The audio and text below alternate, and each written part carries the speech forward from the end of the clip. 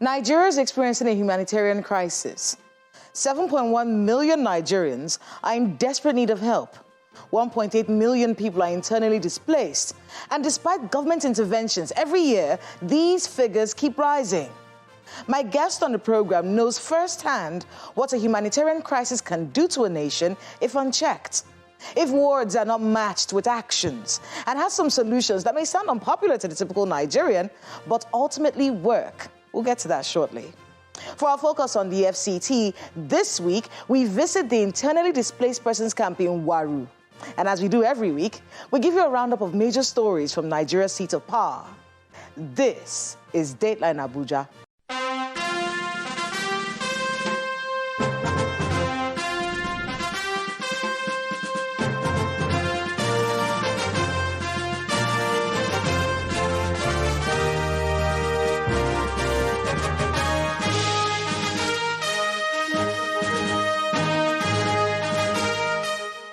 Hello and welcome to Dateline Abuja. I am Kayla Megwa. We begin the program with a mop-up of major stories from Nigeria's presidency. President Muhammadu Buhari joined the Muslim faithful to celebrate the Eid al-Kabir celebration in Daura, Katsina State. While in his country home, the president received several dignitaries, including the presidential candidate of the ruling All Progressives Congress, Asiwaju Bola Tinubu. He also received some members of the Progressive Governors Forum. He also met with some of his old schoolmates, as well as a delegation from the National Population Commission. The president later attended the graduation ceremony of the Senior Course 44 of the Armed Forces Command and Staff College, Jaji in Kaduna State, where he vowed that the masterminds of the recent Kuje prison attack and other attacks across the country must not be allowed to go free. Vice President Professor Yemi Osinbajo presided over the energy transition meeting with G7 countries, the United Nations, the World Bank, and the International Monetary Fund. Diplomats from the United States, United Kingdom, Germany, Canada, France, Japan, and the Republic of Egypt were in attendance at the meeting, which was held at the presidential villa.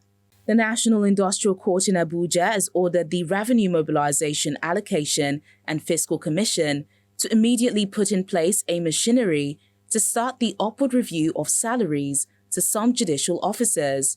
The judge gave the ruling in a case filed by a senior advocate of Nigeria, Sebastian Hon, seeking a salary increase for Nigerian judges. Today is a watershed.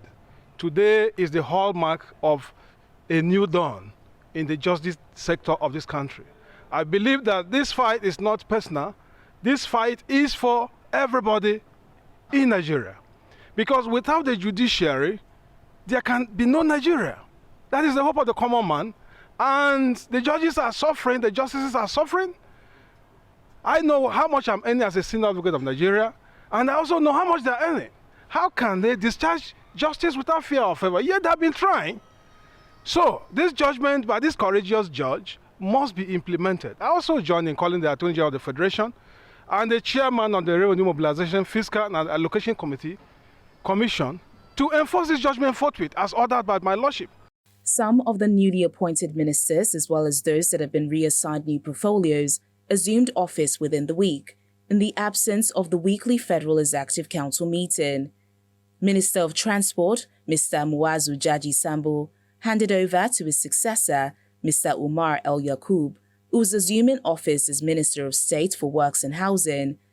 Mr. Jaji Sambo would later proceed to the Ministry of Transportation, where the former Minister of State and now Minister of State for Mines and Steel, Bimi Saraki, handed over to him.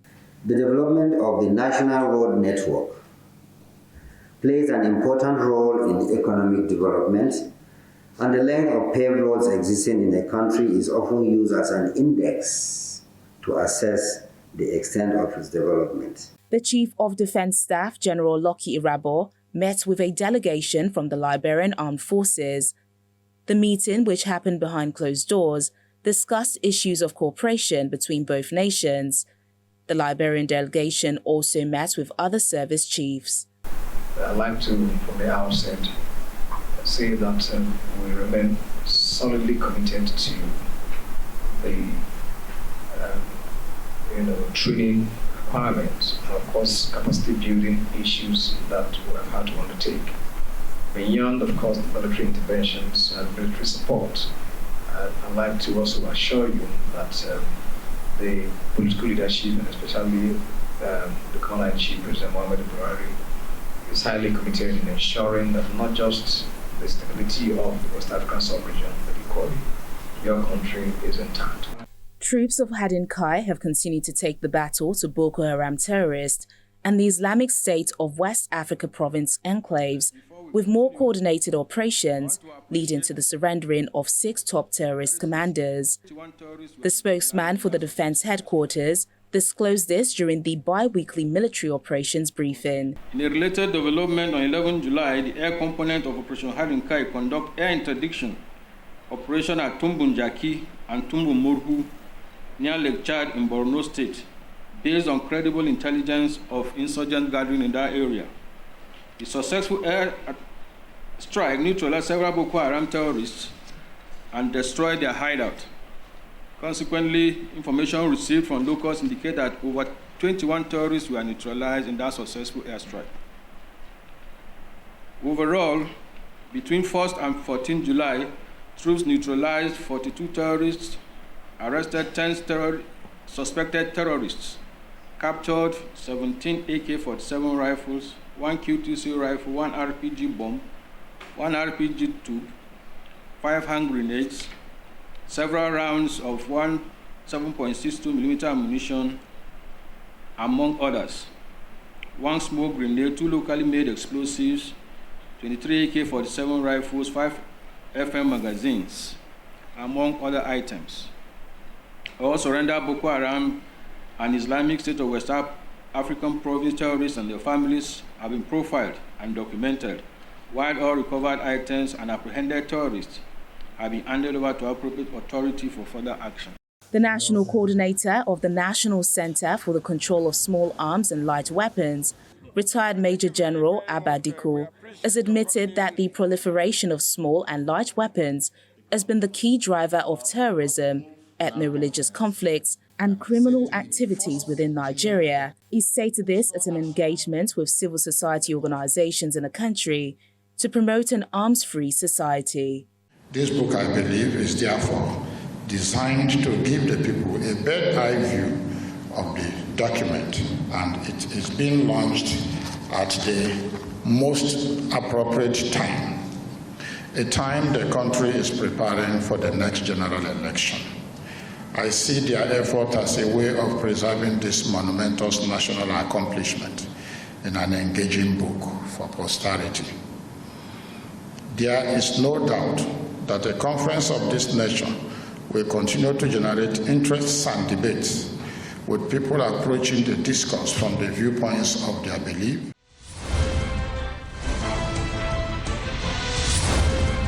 Welcome back. Join us as we take you to Waru, a town in the Abuja Municipal Area Council, home to an internally displaced persons camp that's crumbling under the weight of its rising population. The National Commission for Refugees, Migrants and Internally Displaced Persons set up a library at the IDP camp to encourage learning and reading culture among persons of concern and complement the efforts of the Universal Basic Education Program. It was an atmosphere of joy at the internally displaced people's camp, Waru, in the nation's capital, as the National Commission for Refugees, Migrants and Internally Displaced Persons visits their community to commission a library built and equipped by the Commission for the purpose of educating persons of concerns and giving them a sense of belonging. This for the progress of education in Nigeria. Congratulations.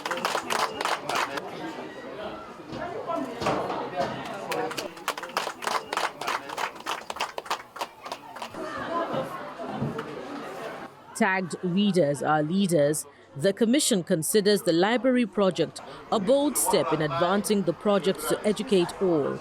The idea is to address the growing challenge and learning needs of displaced persons, as well as to ensure accelerated learning in emergency settings in line with global practices. The project Educate All was conceived due to the fact that when displacements happen, over 50% of the displacement population are children, and it affects their learning. And we know how important education is, not just for a child, but also for the development of any nation.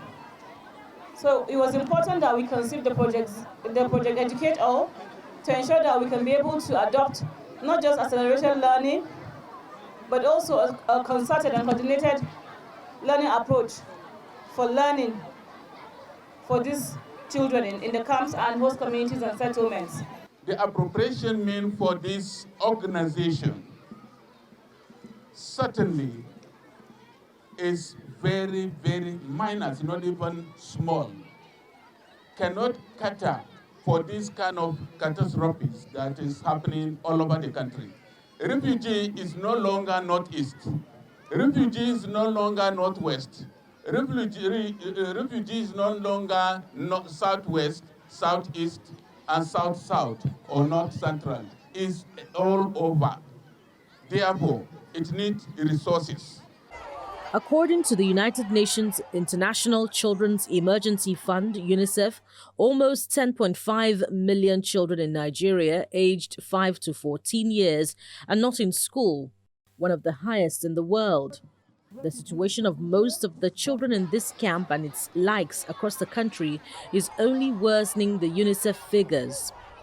Permit me to commend the National Commission for Refugees, Migrants, and the internally displaced persons in collaboration with I Am the Future of Nigeria for coming up with this laudable initiative in this course of humanitarian effort. IDPs face numerous barriers of education, especially girls and women. The roles and function of the library cannot be quantified. It is also the center of academic activities where pupils, students can expose themselves academically. The introduction of classroom libraries and making sure that teachers will be able to teach our young ones how to read and write will be what will solve our challenges. And that is what we are doing here today. So I congratulate you, and I congratulate every group that has made it possible for us today to start. And I use this opportunity to call every agency, both local and international, in this country, to key in introducing classroom libraries in our IDP camps and in our nation's schools. About 10.5 million children in Nigeria aged 5 to 14 years are not in school. This figure represents one of the highest rates in the world. The data further reveals that only 61% of 6 to 11-year-olds regularly attend primary school, and only 35.6% of children aged 36 to 59 months receive early childhood education. This initiative of the Project Educate All, which brings education to the doorsteps of the displaced population, is a very important step in consolidating the gains so far made in implementing Nigeria's pledges. The only school in the camp has over 900 pupils with about 14 teachers, including the management staff, and the project is considered a vital aspect of educating the children. However, there are other challenges in the camp. I plead on to the congregation that a lot of our people are jobless. By creating a means of job opportunities for our people, they will enable them to enroll their children into school, because most of our people, they can't be able to enroll their children into schools. That's why some of them they're at home. Some of them they are selling pure waters on the streets. Some of them are selling granite on the streets, based on they can't be able to cater for their children. Numbers of pupils 904 with only 4 blocks of classroom, and each classroom is about 130, 140 per class. You look at, it's a problem to the school. So we need more block of classroom. Second challenges we have, we lack teachers. We have total numbers of teachers here, 14, to teach 904 students, pupils. You see, we need teachers. This is the pilot phase of the project, as the Commission hopes to take it to other IDP camps across the country in the coming months.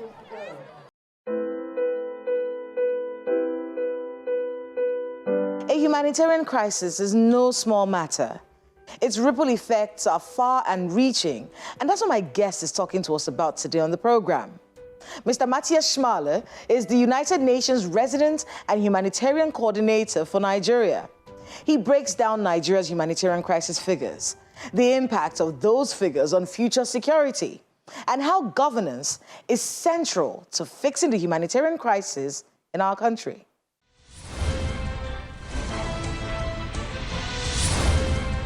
Mr. Matthias Schmale, welcome to Dateline Abuja. Thank you very much. You've been in Abuja now for, Nigeria really, for 7 months. Yes, correct. What's it been like? It's been an incredible journey of discovery for me, dominated in many ways by the many problems this country has. Where do you think we're getting it wrong?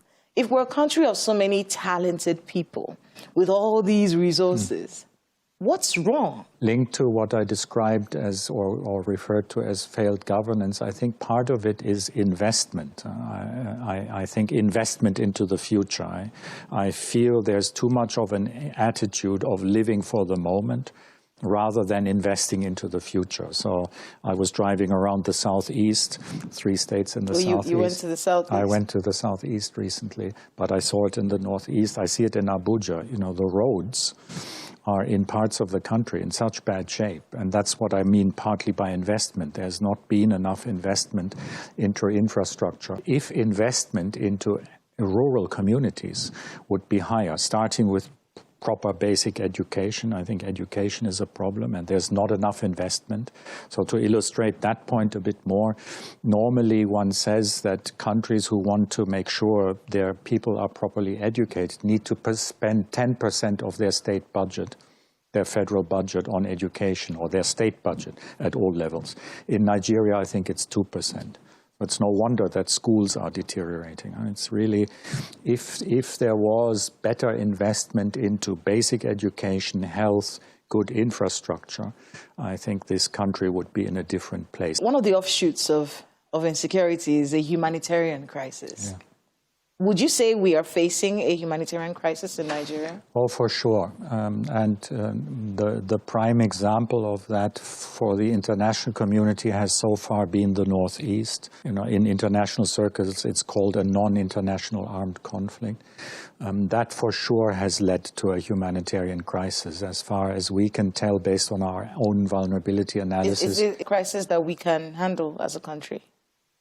With the help of the UN, of course. Yes, I think so. I mean, I think the crisis in the Northeast is an example of something that is, in the first instance, in my understanding, homegrown. It's, you know, if you have, I mentioned earlier, 100 million people living below the poverty line. You know, if you have hungry, uneducated people, it's fertile ground for what is referred to as terrorism, you know, violent reaction. So I think it is in the first instance that, but of course ISWAP in the Northeast has its links to Islamic State groupings across the world. So there's also an international element. There is, in our estimation, 1.7 million children who are at risk of serious malnutrition. And if we are, as an international community, with government not able to support them properly, we could see 300,000 children in the Northeast at serious risk of starvation later this year. So that, by any standard, qualifies as a humanitarian crisis. What can be done in terms of humanitarian assistance with the IDP camps, with all of the funding coming in? Is this enough?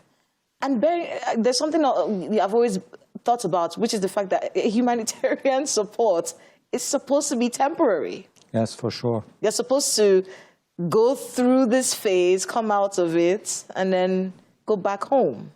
Is that something you see happening in the near future? Are we going to be stuck with providing aid constantly to people in IDP camps and people who are displaced by terrorism and banditry in the near future? What do you see? My sincere hope is that this will not last forever. It feels a bit like it at the moment. I think you're right there.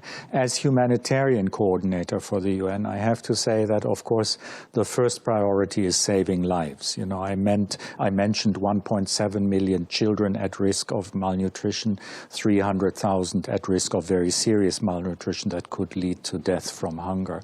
So top priority has to continue to support these people, and especially the vulnerable children and women, with humanitarian aid, food, the basics, food, shelter, water, and so on. But I think it can't stop there. And I'm also the resident coordinator for the UN, so meaning responsible for the development side. And what we're trying to do with government is to identify where are there opportunities for people to slowly return to a more normal life. So I met in northeast Nigeria, in Borno State, in a very rural place, women who said, please continue giving us food. But they also showed me some products they had grown. I've forgotten what it was, cassava or something. And they said, please also give us seeds. You know, they said there is spaces here. They're growing in the camps? Yeah, okay. Close to the camps, to not in the camps themselves, but at that moment, in that particular place, around the camps, there were areas that were accessible for them to farm. So one thing we can do is, where opportunities are there, we can try and support people not just with humanitarian aid, but with the means to support themselves. Let's talk a bit about money. Yes. How much funding are we looking at here? So for the Northeast, where for the moment our main priority lies in humanitarian terms, we have asked for $1.1 billion to support 5.5 million people, including, you know, the 2.2 million people internally displaced, the children I've mentioned as at risk of serious malnutrition. So we've asked for $1.1 billion to support roughly 5.5 million people.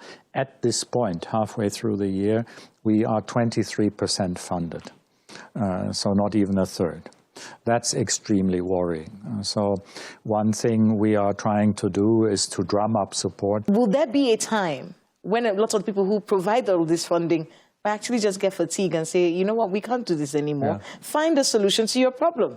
Humanitarian aid is temporary. Yeah. It shouldn't be permanent.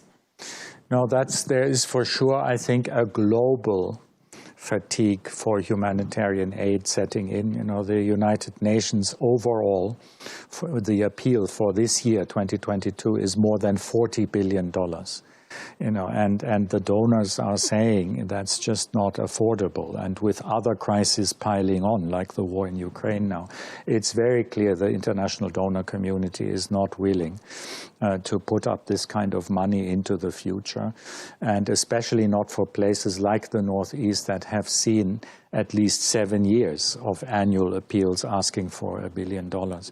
So I think the way forward there is, on the one hand, to try and keep interest alive, because there are real needs on the ground. Well, Mr. Schmale, that's where we have to wrap it up. Thank you very much. Well, thank you very much for speaking with us today on Dateline Abuja, and good luck with the enormous work you have ahead of you. Thank you very much. Thank you for your interest. Thanks to Mr. Schmale and everyone who spoke to us today on the program. There's such a thing as donor fatigue. People will not continue to give us money forever. At some point, we will have to fix our country, or we would have no country to fix at all. Aid is temporary. 8.4 million people in need of humanitarian assistance in the Northeast alone following this protracted asymmetrical warfare. 8.4 million is a lot of people. Imagine 8.4 million Nigerians working to build a better country. Now, imagine 8.4 million Nigerians angry with their country and available to destroy it. I'd sleep better at night with the first visual. That's Dateline Abuja this week. Please let us know the happenings in your neighborhood using the social media handles showing right now on your screens.